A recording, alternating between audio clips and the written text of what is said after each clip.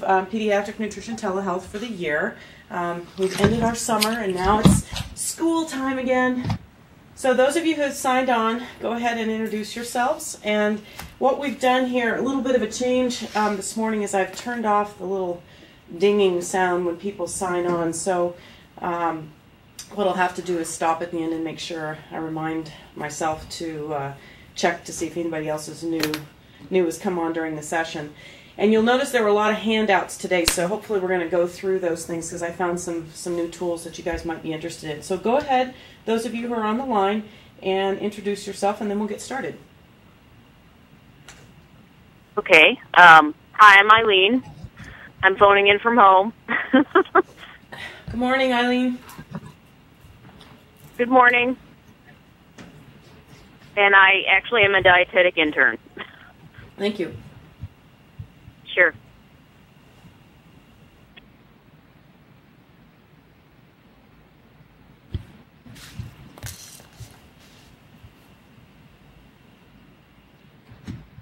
What else do we have on the line? Looks like we have one more who's muted.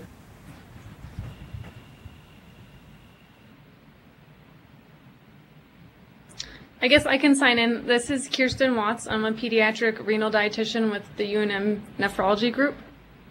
Morning, Kirsten. Morning.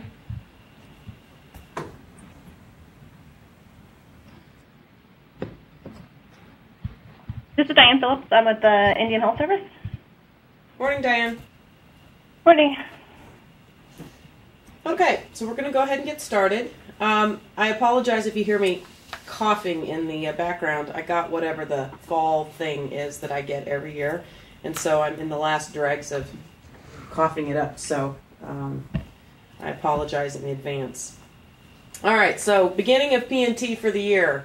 We're going to talk a little bit about just the format for those of you who haven't been involved before, and I know Kirsten and Diane, this is old hat to you, so we'll get through that part quickly.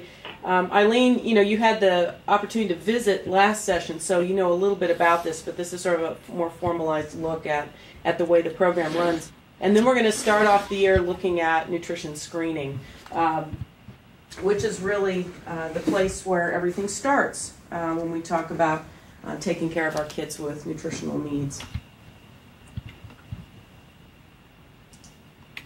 So just a reminder, if you need to mute or unmute your phone, it's *#. You will be getting continuing education credits for this, 1 hour credit.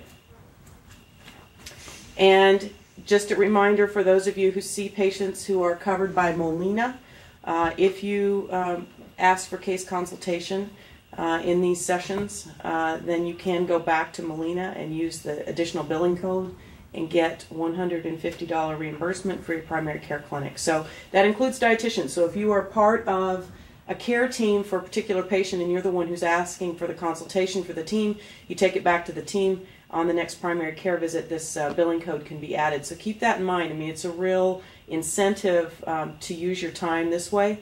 Molina feels strongly about access to telehealth, and they know that in the future, if people use this more routinely, that what will happen is that we'll have providers in communities that are much more able to care for their kids in a way without moving them outside of the community and trying to send them to a tertiary care center. So I encourage you to take advantage of that option. It's one of those things that I'm afraid if we don't use it, we'll lose it. Okay, we did our roll call.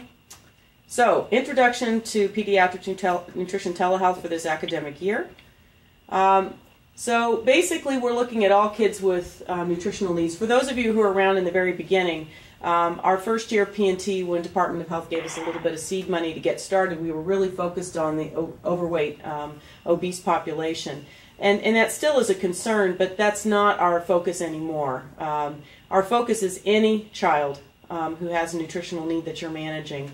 And the advantage is that I'm not the keeper of the knowledge. I have Kirsten Watts on as an expert in nephrology. Diane Phillips, provides services in the Indian Health Service, and we have, sort of a rotating membership of pediatric nutrition providers who have expertise. So the idea is that together we can figure out how to help each other take care of these kids in communities where they're living. So the idea here is that we're looking at all children with nutritional needs. We look at assessment, diagnosis, estimation of nutritional needs, and potential ways to feed children, but also in the context in the family and the community where they live. And the case-based format is what we prefer because that's what we do every day in our jobs. So again, the idea is to get a community of people who are talking about care. For those of you who haven't been involved or haven't heard me talk about our Pediatric Nutrition Resource Guide, it is up on our website, and you can look at it, and I appreciate any feedback that you might have. But the sad thing about that is that after 18 months of work on that, we've identified only 25 people in the state of New Mexico who currently call themselves or identify themselves with being able to provide care for a pediatric population. So that means we have a real problem with access. So the idea here is that we want all nutrition providers, even if they are currently working in primarily adult populations, to spend a little time with us, because we know, especially those working in public health and in Indian Health Service, are going to end up seeing children. So what we're going to do over the course of the academic year, again, this is not new for those of you who've done this before, is that our sessions are an hour and a half long. And we spend the first 20 minutes with presenting something new or different or exciting in pediatric nutrition. And then we spend the rest of our time talking about whatever cases need to be presented. If we don't have any cases, we get done early. But the idea is that's the best way for us to learn is real life, what we're taking care of. So the format is we start at 8:30, we have a short didactic, and then our case consultations occur, and then we have a session wrap up. So to do a case consultation, you want to schedule your patient, and you can do that by sending a comment to either me or Clancy Tarbox. She's the one who sends out all those invitations that you get every Monday and Tuesday of every week. And the patient consultation template or case consultation template is on our website under PNT, so it's something for you to fill out. You don't have to fill in all the blanks, but the idea is that you want to be able to give us as much information as possible. And the reason why ahead of time is if I have that a couple days ahead of time before the session, if there's something I need to look up or I need to make sure a particular specialist has taken a look at it and given us some feedback prior to the session, I can do that. If I don't see it, until right at the moment, it means that we're sort of thinking on our feet, which we can do, but it's nice to have that ahead of time. The other thing you can do is you can also present informal cases during this time. So if you forgot to fill something out or it didn't come up, you can do an informal case consultation. I'll take notes, but I still want you to fill out that format, because what I need to be able to do is give you recommendations from the group, and that allows you to take that back to the group of providers you're working with. And if you're seeking that reimbursement for Molina, then you have on paper evidence of the work that you did. So patient consultation template, the guidelines for the patient consultation, and the didactic session handouts are basically what we work through. So those things are all available on our website. The didactic session handouts, those of you who've been on before, when you register for the session, once you register, there'll be a place underneath that registration that says handouts, and then you'll get the handouts for today. So any questions about just the way the telehealth session is constructed for pediatric nutrition telehealth before we actually get into our content for today?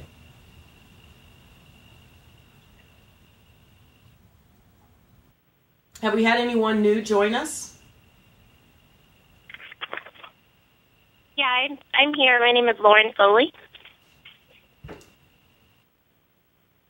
And where are you calling in from, Lauren? I'm unemployed at the moment, but I'm a dietitian. Okay. Well, there's a need for pediatric providers out there. So join us twice a month, and we'll help find you a job. That's Okay, one great. advantage of being in this group too, is that it's all about networking too. So, all right, welcome, Lauren. Anybody else?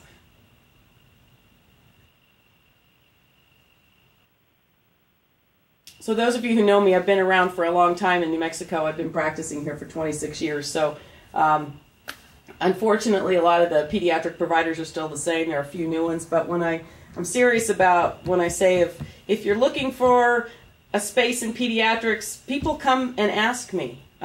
So I do get queries from providers around the state about access to providers. So if I know that there's somebody looking or available, I'm serious when I say I might be able to hook you up with somebody who's interested.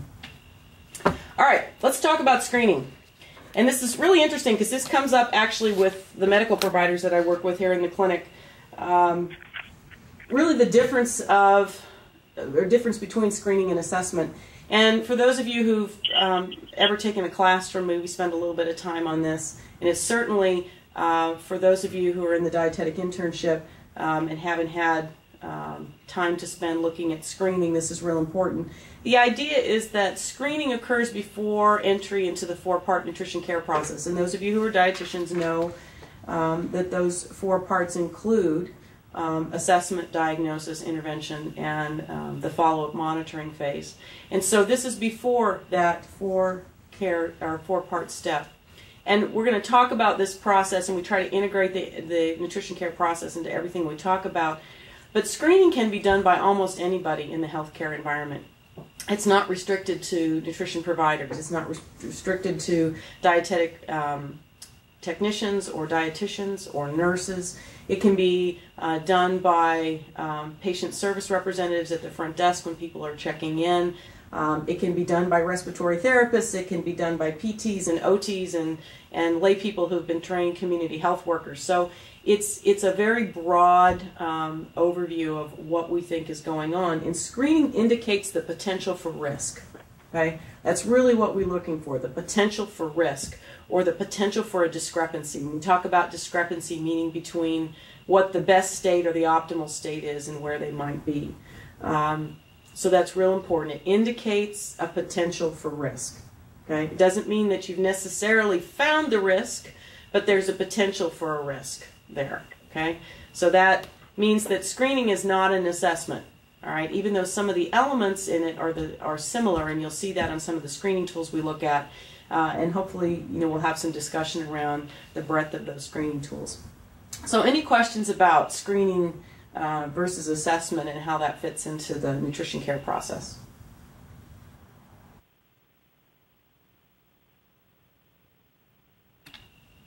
Okay, so there are common elements, and I tend to add letters to the alphabet here as I've done this for more and more years. A, anthropometrics.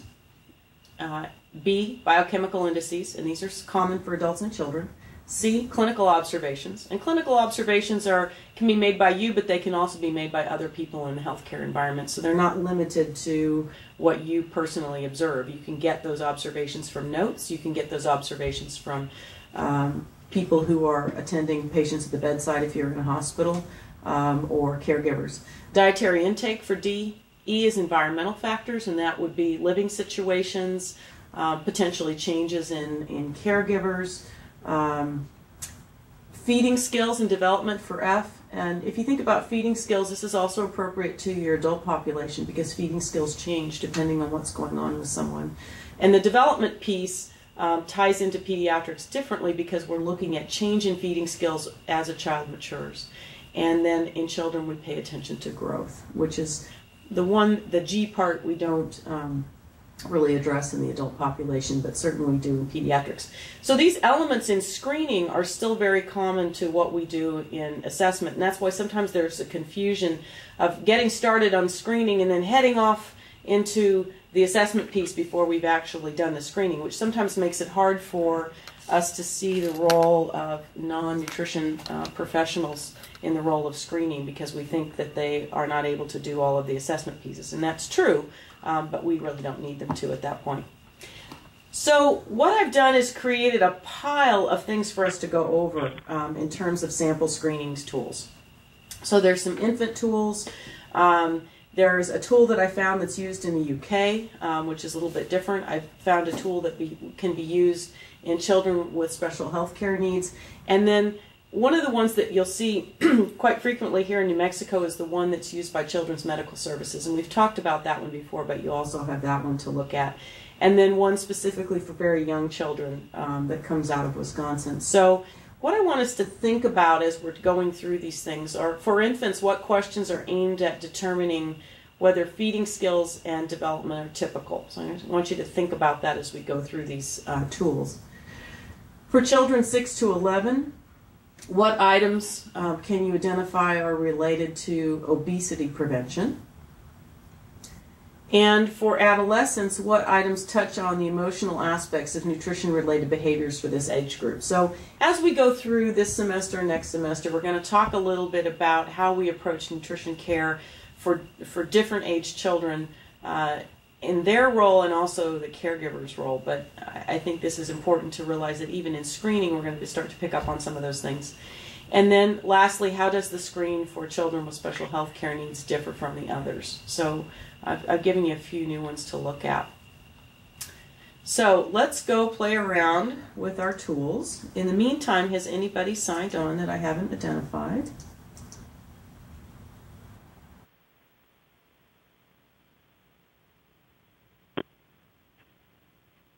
I bring up all of this stuff. The first thing actually I wanted to remind myself was about this particular article that I've thrown in there also. This came out of the magazine version of what used to be called the Digest. So this came from summer 2009. Now it's Food Nutrition, and it looks like a glossy magazine format. If you're a member of the Academy of Nutrition and Dietetics, you get this mailed to your house. But I thought this was pretty interesting because we actually run a program here called the Developmental Screening Initiative that provides maintenance of certification credit for physicians, family practice, and pediatric physicians. And just reminding yourself that in the screening piece, you are, because we're looking at D for development, the feeding skills piece, that this may come up when we're working with families and children. And we might be the first one that notices that there might be a developmental concern that needs to be addressed. And so in addition to our concerns about nutrition status, I think it's important to remember that we have a larger role as we look at the growth of children and development of children. So that's there for your reference, and I think it would be great to share that with anybody that you're working with, any providers that you're working with, reminding them that you do have that as part of your skill set. All right, so this is our favorite, well, I don't know about favorite, but the one we use a lot in New Mexico. This comes out of Children's Medical Services here in New Mexico. And as always, when I talk to these folks, they say if you notice anything that needs to be changed, they'd be happy to change it. The nice thing about this particular screening tool is that it's used, it's divided between different age groups. So this is the 0 to 12 months, and it's also been translated into Spanish. So you have both versions here to use. So in addition to recording all the things that you know about the child, and the thing to notice here between the infant, on the infant one, is length of pregnancy, if there were any health problems during potentially that the mom might address at that point during a pregnancy, but also birth weight and birth length if mom has them. If not, this is again something that we'll talk about in assessment that you want to try to get a hold of, because that's maybe something that tells you about the potential for risk. So in other words, if you have a baby who weighs less than 2,500 grams, you know that child's low birth weight, and so therefore it should bring up all kinds of things in your mind about potential risks. Doesn't mean that the child has them. On assessment, it may not be an issue, but certainly there is a risk. Any medication use at this time would be something that might indicate risk.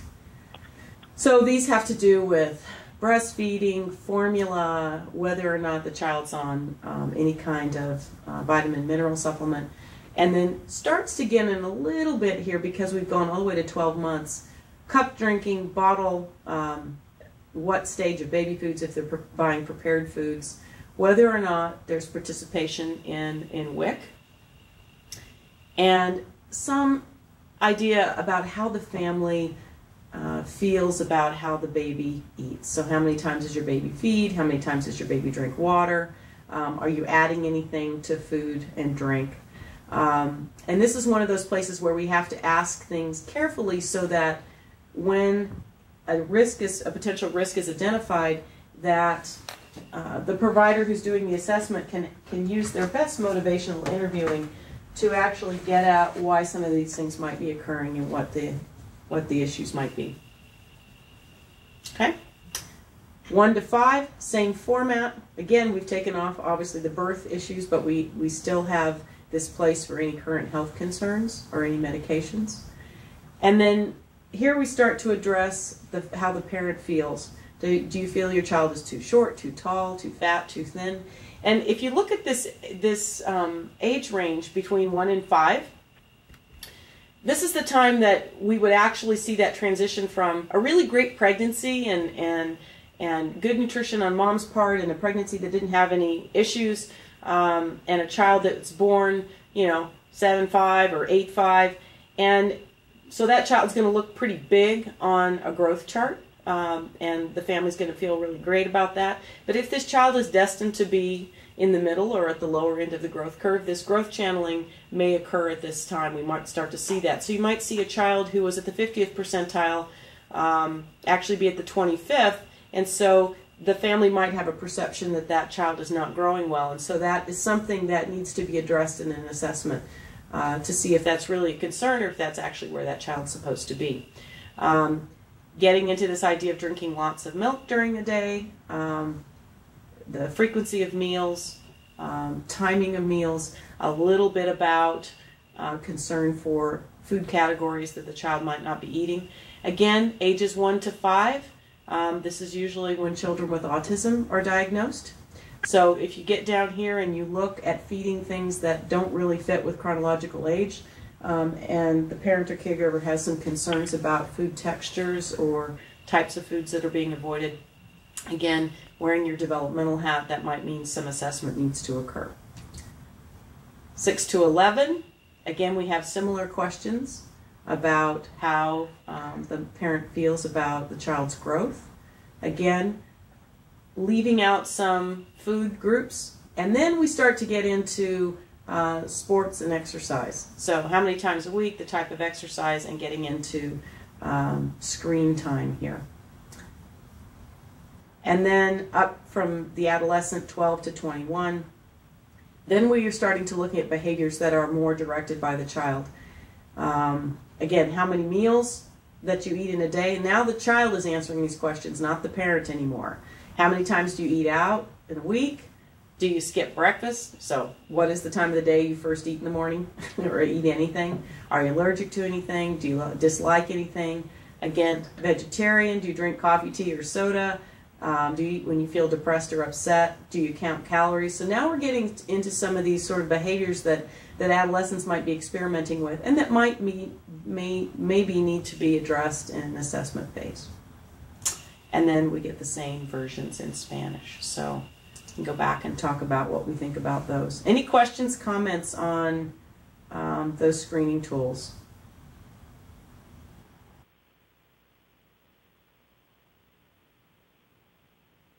Don't be shy.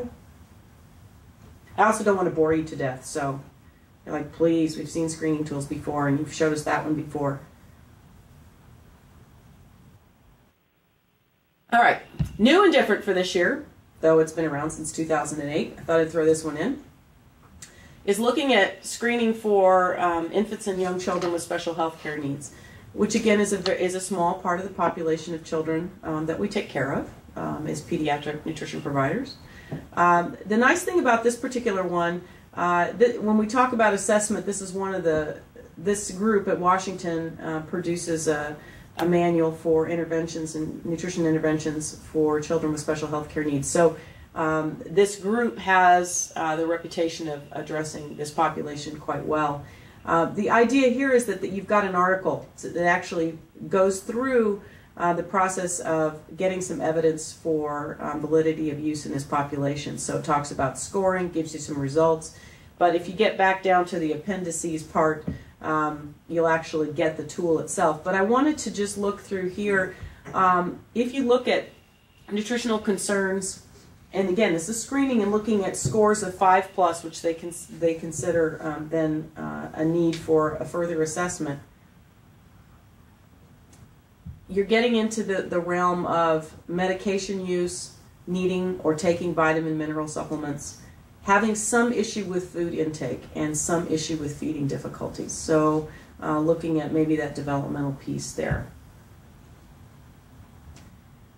And then if you get into the appendices, then here's the actual tool that you can use. Okay? So it's not hugely different from the other one, but it asks some very specific questions. Was your child born premature? And how much so? Did breastfeeding occur, and for how long? So the assumption here is that you're actually probably not going to, you may or may not be seeing this child in that early newborn period. You might actually be seeing this child later, after somebody has identified that this child has a special health care need. And then, again, perceptions of the family. Does this child appear overweight, underweight, just right, or short? And it's here asking the parents to remember about weight and height may or may not work. My experience with children, with families with children with special health care needs or significant medical concerns is they a lot of times know these numbers pretty well, and they might even carry some of that information with them. Interesting here, identifying that the child is drinking more than 40 ounces of milk per day. It's interesting that that's where the line's been drawn. But it talks about many refusing foods, types of foods, not eating regularly. And I think, again, this is similar, except it's very, very much focused on children who potentially have nutrition concerns along with their diagnosis. So it'd be interesting to see if any of you use these. Now, on the CMS forms, we only were looking at WIC. But if you look at all the potential sources of support for this family, this can be a real help to you if you find with the family there are things that need to be worked on. If they check a lot of these boxes, then you know that you aren't going to have to address this alone, that you can engage the providers in those other systems to help you meet the needs of the family. So any questions or comments about this particular screening tool?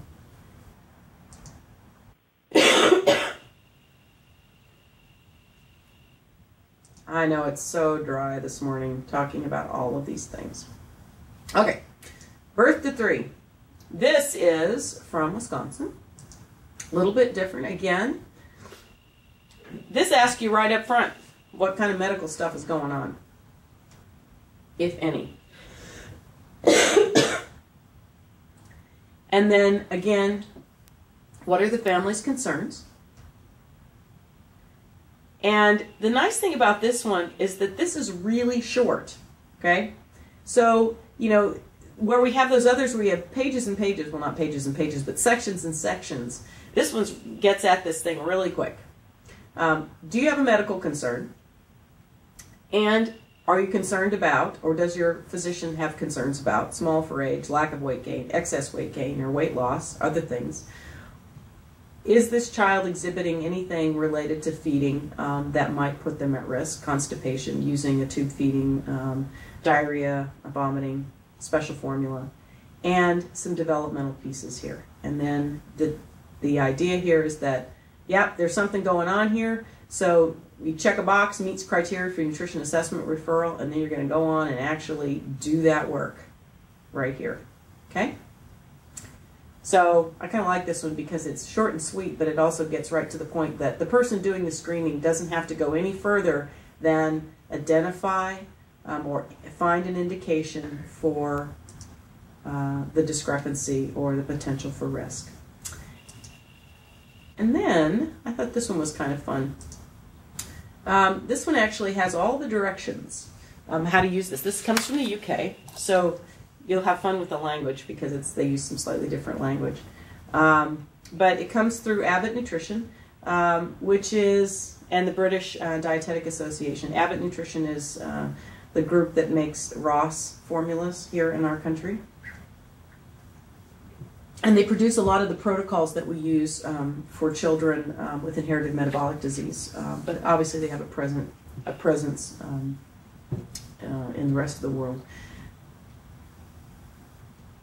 So it was interesting. I interviewed a student, a nutrition student who's a graduate nutrition provider or graduate nutrition student here in New Mexico. She just started this fall, and she's from Australia, and she's been practicing for 3 years in Australia.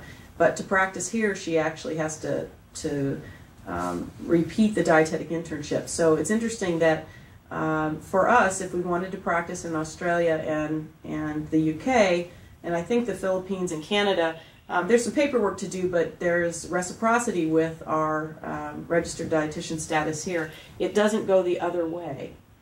So she explained this, and part of it is, as she said, all the stuff that we use comes from the US. She said, so we're about 10 years behind. And she was saying that jokingly, so that's why she's here actually to do her master's, is that she said, I might as well come here and get 10 years ahead, because we wait for things to get worked out in the US and then we use them in Australia. But this is interesting in that this screening tool, this one specifically, unlike the other ones are really designed for outpatient populations. And so this one's really designed for an inpatient population. So for those of you who feel like you want to do some research, it might be interesting to see if there's been anything new done here. And could we use this in the hospital as a very simple nutrition screening tool that could be used by many or all other ancillary staff? Because you don't have to be a nutrition provider to do this, and it has a little book and everything, explains how to do this. So it's 5 steps, and they are very specific. Make sure that you get this, step-by-step handout from the website, and I've given that to you, but you can go look at their website. So how you're going to use this form, it goes through this whole thing. And its first question is, does the child have a diagnosis that has nutritional implications? Well, later on you'll see that they give you a list of those things. And it's no, or possibly, or definitely. And then you get a number associated with that. And what is the child's nutritional intake? Well, if they're not eating at all or not getting any formula or tube feeding, then you get a score of 3. But then asking again, the parent caregiver, recently decreased, or it's poor, or there's been no change and it's fine, you get a score of 0. And then it does ask you to look at anthropometric data. Okay, so this is slightly different in that when they talk about centile spaces, you're going to have to go to their website, because they're looking at the growth chart. We talk about 2 centile lines. If we have a change of 2 centile lines, we get concerned.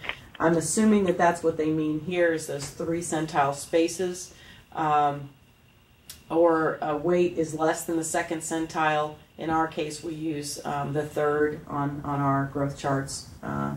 But we could also use z-scores here. So basically, if you have a big change, you get a 3. If you have a small change, you get a 1. And if you have no change, you get a 0. And that's basically it. Then you're going to add all these things up. If you get a score more than 4, it's high risk, 2 to 3 is medium risk, and 0 to 1 is low. And then, of course, after that, you're actually going to have to do something. And the nice thing about this is it's all laid out, just like that one that I showed you from Wisconsin. Once you've calculated this risk, and the nice thing about this is that we're a very quantitative society. We like numbers. So being able to put a number to something, I think, is important, because we can track it. So if it's high risk, you're going to take action. And what does that action mean? Well, you're actually going to refer to a dietitian, or if your hospital has a nutrition support team or consultant. And then there's going to be the assessment. Medium risk, if this person is doing screening, they're going to repeat this screening in 3 days. So I think the neat thing about this for us to think about here in our hospital populations is, as we look at shortage of nutrition providers in hospital settings, is there a way to use folks who are taking care of kids anyway in this screening process that you may be able to sort of spread your nutrition provider resources around a little bit? So if you have someone who's doing okay, that you have this person who has an indication of when they actually need to repeat their screening, which would be within 3 days or 72 hours, which for most hospital populations in the U.S., we say that we need to have a nutrition screen or assessment done within the 72 hours of admission. So this fits in really well. So if someone does this right away on admission and then repeats it in 72 hours, we probably will be within standards and not against anything. JCO or any other credentialing agency wouldn't have any problem with that if no risk was identified. And because we can actually put a number in here, I think that would be helpful. And then if you have low risk, then it's a weekly screening if the patient's still in the hospital. So remember, this is a in-house in a hospital screening tool. So there you go. It is again. And there's the plan. And then this is the reference guide where they've actually listed or here, this is actually something that you can put in the chart or keep, you know, when we say put in the chart now, we're talking about electronic medical records and paper charts, and you have to go through forms committees and what have you, but this might be something to consider, some particular step like this, where you can actually keep track of when these screenings were done. So you've got a path for whoever's doing this. That makes it very simple. So we're not having to look for that in the, you know, on day by day in the EHR or in the chart. And then definite nutritional implications. So they have a list, and you can always add others possible, and then no nutritional implications. So there's that list where you don't have someone having to use essentially clinical judgment. There's actually a list, and you could make this very specific to your own hospital unit. And then the other thing I like about this is that for those of you who are working with folks trying to figure out how to weigh and measure people accurately, it has nice pictures about weighing and measuring in the intake process. So how to use a length board, the two people involved, and how to use a stadiometer. So it's a nice resource. Now here's these centiles. But again, these are going to be different than what we use in the U.S., so you'll have to use our CDC charts here. Questions, comments, observations? You were actually saying something about this was created in the UK, and this was, you said that this could be used by pretty much anybody, not just us, I'm assuming. So this is pretty well laid out. It's pretty well laid out. That's what I like about it. And it's designed for inpatient. So it's all those other ones I showed you could be used at inpatient, but they're really designed to be used in an outpatient setting when you have that one shot. And that's why you're asking so many questions, because you don't know when you're going to get to ask them again. Right. But yes, right. This is designed for inpatient. And it could be used by anybody out there. It's not limited to a nutrition provider. Okay, great. So I think it has some potential, and I think it might be interesting for those of you who are interested in research and work in an inpatient setting, it might be interesting to dig around and see if there's anything out there that we could compare it to. Because the way it is now, at least my most recent experience, which hasn't been that recent, working in an inpatient unit, we did have occasionally on staff dietetic interns who could, or dietetic technicians who could do screening and basically looking at height and weight, and then a referral was generated. But in recent years, it's been whoever covers that unit. The dietitian is really the person who has to make sure that the screening's done and also the assessment's done. And a lot of times those two things get folded up into the same session. So the person who's doing the screening, as soon as they identify a risk, they just go on and do an assessment at that point, which is not a bad thing. It just means that you're using your nutrition provider to do all of those steps. And it may be that if we create something that's simple enough, that's quantifiable, that you could have another person working at the top of their license actually able to help with that screening process and narrow it down. And ultimately, more kids who need to be seen by the dietitian actually get seen. So taking a look at our sample screening tools, and I gave you these questions to think about, and I gave you some answers, but here they are again, and this is the time for me to stop talking and for you guys to kind of give me some feedback of whether or not these things were helpful or how you might see them being used. And then the other thing is to ask whether or not you feel like they're important enough that we just put them up on our website under tools so that you can find them easily.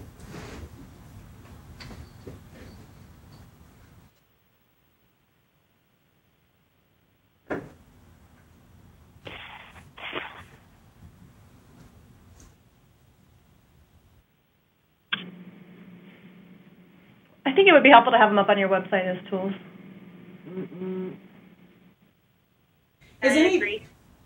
Has anyone ever used any of these? I mean, some of these are new that I brought for us to talk about this time. The CMS one I've used for years. But some of these others I have not used.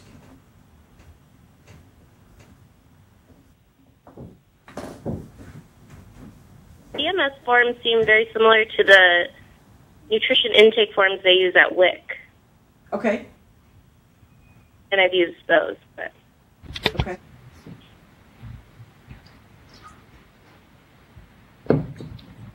Any other comments? Questions?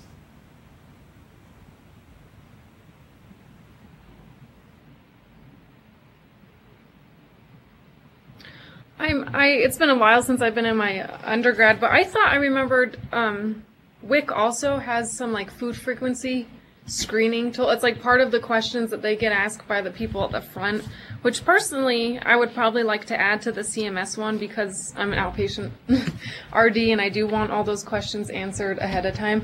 And don't you guys have a form kind of like that asks how many sugar sweetened beverages you have a day, how many fruits and vegetables you have? That would be helpful for me, especially for the older children. Okay. So Lauren, was that you commenting on the food frequency or the WIC screening tools? Yeah. So is that what you remember? Is that asked specifically? It's been a while since I've worked in WIC also, but where they ask you how many of these things you've had, or does your child eat, or? Yeah, it's a really brief one, and it mostly asks in terms of food groups. So how many servings of fruits and vegetables do they eat a day? But they do, I think, specifically ask about sugar-sweetened beverages. Okay.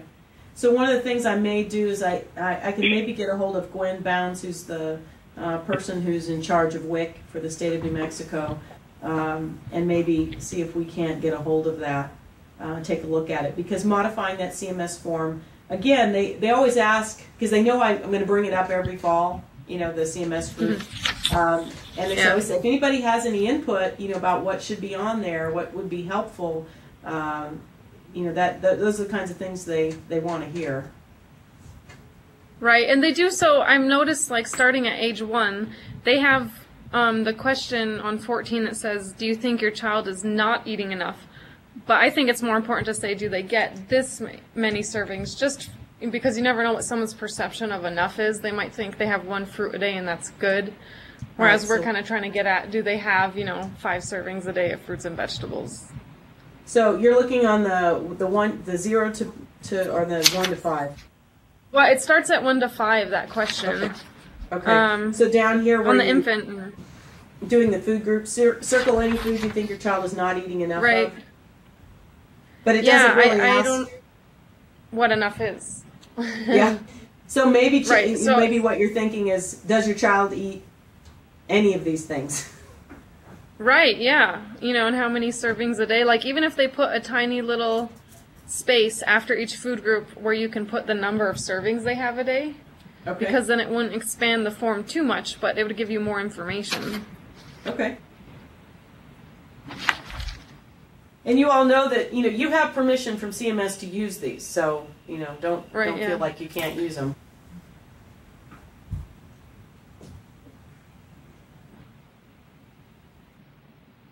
And in terms of what Envision has for tools, we have, our Zip to Health guide, which is really designed at an intervention piece so that when you actually are trying to get people to eat regular breakfast or eat fruits and vegetables or drink water, those things can be addressed. And we also have a prescription for health that we haven't used for a long time, but it actually does go over those food groups. So in other words, it talks about sugar-sweetened beverages, but we haven't used it in a while, so maybe it's something we should resurrect. I've used that. We've started using your prescription for exercise with some of our kids. Okay. So occasionally I use it, especially if it's something I want. Instead of me just asking the question, it's something that the kid fills out. They're a little bit more committed to actually making the change. I found it's helpful for that. Okay.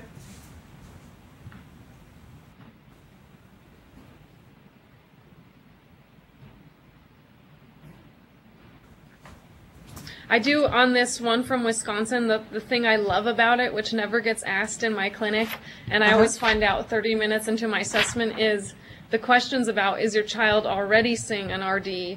And if not, is there a possibility for them to see where you go? Because a lot of times I get consulted to see kids that I could only see once a year, but in reality there's an RD where they live down in southern New Mexico that they've seen a few times, you know, so I think that is a really important step in the screening process before you even refer to an RD, so that you can appropriately use your services.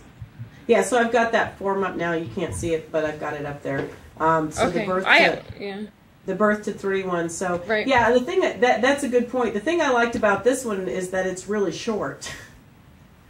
You know, and right here. If this child is currently seeing that, so that basically what you're doing in that screening process is that if you identify the potential for risk, or there's something that indicates risk, if the child's already being seen, then you just acknowledge that, and you may or may not need to do anything at that point.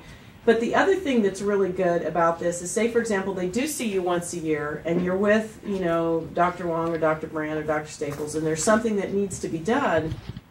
You now know who you're supposed to talk to, because you can communicate from RD to RD about what the change in plan has been based on the change in the medical diagnosis, rather than waiting for the family to have to, you know, have that trickle down, or the PCP wait to get the consult from nephrology to go to, you know, and then the patient comes in and they've been doing whatever it is for 6 months, and you really wanted them to make that change the day you saw them. So that's a really great point.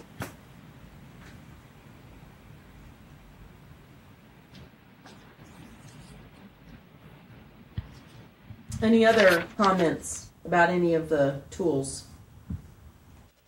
I do. I actually have one. You keep making the comment as we're going through these tools that, you know, you keep making note of some of these are being shorter. Do you find that you're getting better compliance with the shorter ones? I'm just curious. Because there just isn't as much information that the patient has to provide. What do you think, Kirsten Watts?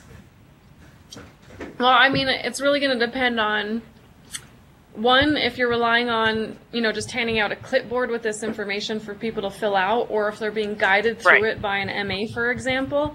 If an MA or someone's going to sit down and go through it with them, obviously the longer the form, the more the burden. But as coming from an outpatient point of view, it's much better to get more information than not, because you only see these people so many times. So if there's or the people power to do a longer form, I think it's fine if someone's being guided. Like right now we're doing research on the subjective global nutrition assessment, which has really long kind of intake forms. And if we rely on just giving it to the family to fill out, it's half filled out and we don't get information. But if we guide them through the questionnaire, it's a great tool, and we get a lot more information. So it really depends on, you're going to get out of these what you put into them, and if you have the people power to apply them well, I don't think it would matter. Okay, that's fair. I was just curious. I mean, personally, I like the short ones. In a lot of inpatient settings, they're screening, you know, nutrition screening for adults, for example, are literally 5 questions. You know, have you been throwing up? Have you had diarrhea? Do you, you know, have trouble chewing, swallowing? And that will trigger a nutrition consult. And those work really effectively for most hospitals. So there's benefits to both.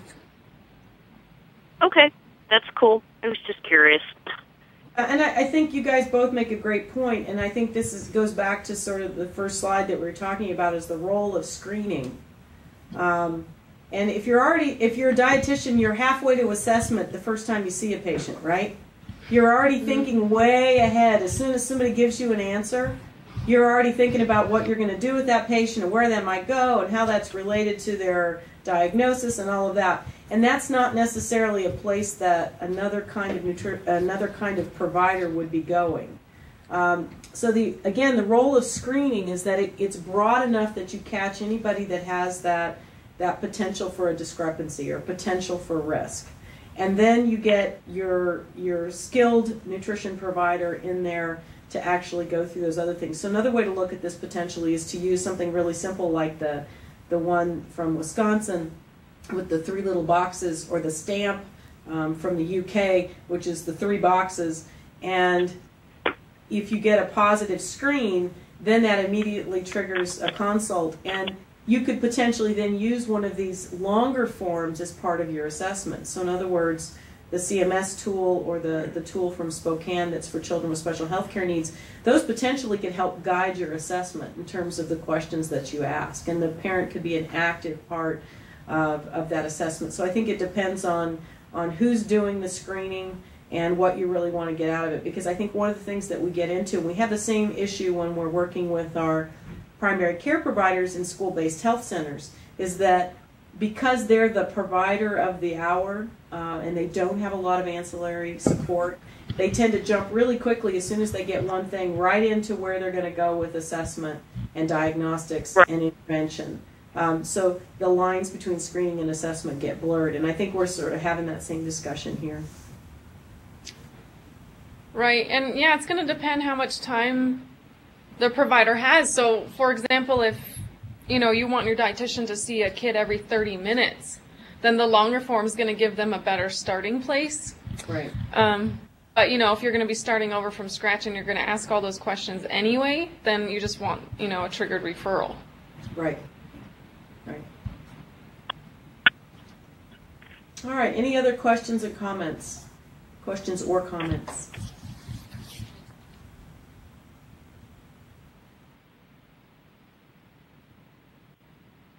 Okay, well, you have these tools to look at, and then I'll get with Michelle, our website person, and make a request to have her put these up under the tools section for you guys to play around with. It'll be interesting to see next time if anybody's tried to use them with their patients. And I talk to the CMX folks on a regular basis, so you can certainly ask about slight modification to those questions. But it's certainly not going to keep you from modifying them for your own use when you're actually working with your families to see if actually you get a little bit different information. Alrighty, so I'll see you guys in 2 weeks, and I can't remember what we're going to talk about. So let's go to the website and look at it because I don't remember. I tried to mix it up a little bit this year.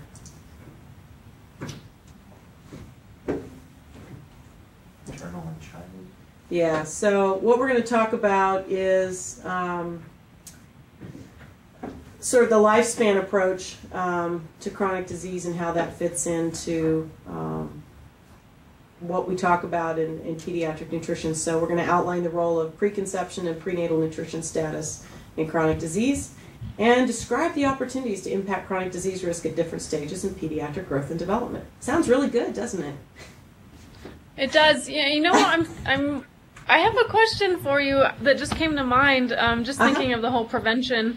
Have you ever come across a nutrition screening form, and maybe Lauren, I believe, at WIC would know, of the pregnant mom, so that you can kind of assess for, what their dietary habits are and what potential problems you can run into with a child? Yeah, they definitely have that at WIC. They have one specific for each type of certification they do, including pregnant women. And I think it also tries to screen for gestational diabetes somewhat. They have a separate screener, actually, for that. Yeah. So they call all of those intake forms they've created NASH forms. I'm sorry, say that again? I think they're from the Department of Health. They call them NASH forms. They're like NASH? nutrition and activity. Yeah, I'm trying to remember what it stood for. Something like nutrition and activity self-history form or something. Okay. Yeah. Great, thanks. All right, so is there anybody that we didn't acknowledge who's participated today before we sign off?